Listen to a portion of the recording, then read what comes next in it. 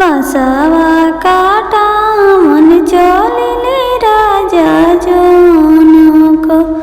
बसवा काटा मन चलिले राजा जनक। अंगूरी में गड़ी गईले काट।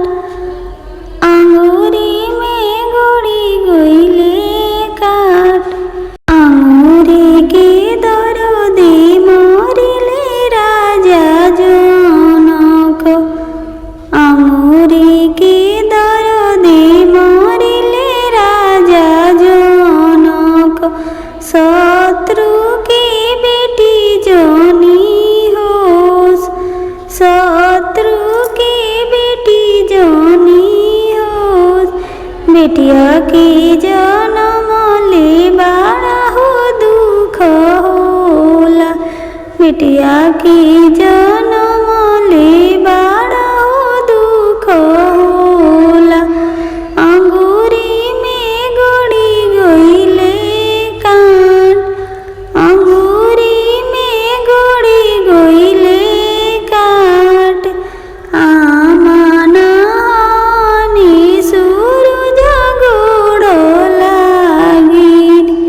आमन हानि सूरज गोड़ लागिन।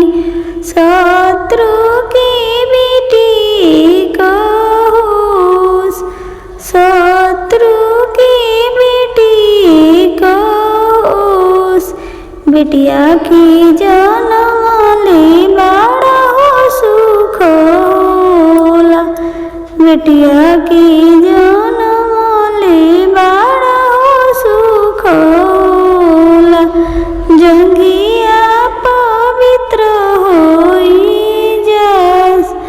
जंघिया पवित्र होई जास। ताकि दोस्तों इस वीडियो पर बने रहने के लिए वीडियो अच्छी लगे तो वीडियो को लाइक और चैनल को सब्सक्राइब जरूर करें।